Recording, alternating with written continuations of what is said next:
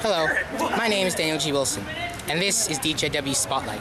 Today on Spotlight, I'll be talking to...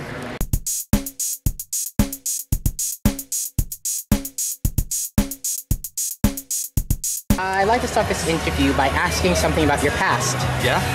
Tell me about the clown costume Halloween party at the Lodge of 04. Clown costume? You wore a clown costume. Oh my gosh, I did. I honestly... Who played that show? Was it maybe like Ghost Stories at that one? Maybe Andre Terrio? Probably the Vulcan Dub Squad. Almost assuredly they played Vulcan They were Dub mummies Squad. at that show. Yes! I remember that show. That was a good show. That was one of my... I have actually... I went to Sheridan for photography for less than a semester when I thought that maybe I wanted to be a photographer. And part of my portfolio was pictures of the Vulcan Dub Squad as mummies from that show. Well, they were a very photogenic band. They were so photogenic. Just beautiful people. Yeah, especially with those masks. I had a terrible clown costume. Man, that was a terrible costume. It was really bad. But I appreciate you reminding me about that. It's hilarious. You're very welcome. Now, Farrell, I have to ask, you've been involved with local music for the past decade going into 2 decades. Tell me, describe your involvement to local music, why you were continually involved in it, and why you have taken over Rock The Coliseum. Well, I got started back in actually 2005, January 2005. It was my first show at the Masonic Lodge, and I was just tired of going to shows and paying like, you know, $10 to see maybe one band. And it was just coming from, I was living in Milton at the time, so I had to journey all the way out to Mississauga. And you know, when I was 20, you know, $10 to see one band, that was a lot. So I figured, I'm gonna throw my own show. I'm gonna stack it with all the bands that I like, and it'll be the greatest show ever. It ended up being like really successful, and it was actually I didn't get to watch any of the bands because I was so busy running the event and like keeping an eye on everyone. But it was a lot of fun, so I kept doing it. I got really fortunate that when Bushra, who started Rock The Coliseum, probably around the same time, when she moved to the States, you know, I happened to be around. I was living in Mississauga at the time, so I offered to pick up where she left off with Rock The Coliseum. I teamed up with festival coordinator extraordinaire and I believe he's the assistant GM of the MSO, Mississauga Symphony Orchestra, Ryan Tobin, and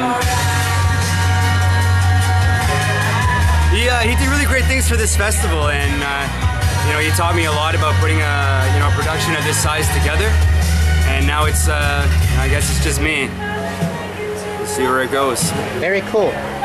Now tell me, Farrell, you're also at Alexis on Fire. So was it their first show at the Masonic Lodge 13 years ago?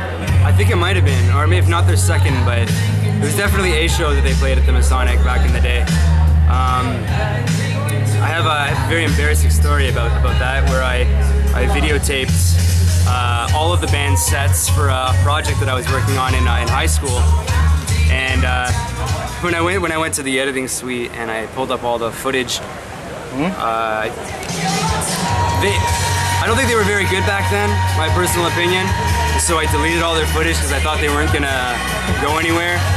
And now I just kind of feel like, you know, I deleted a piece of history. So hate on me for that. I guess the clown costume 2 years later was kind of fitting then. I am a joke. If that's what you're getting at, you're absolutely right. No, you're not a joke. You're very cool for putting on the show like a festival like this. You're very cool. Oh, thanks. Now, speaking in terms of that, how would you say local music has changed and evolved over the years of your involvement in it? And how would you say events like Rock The Coliseum help the local scene?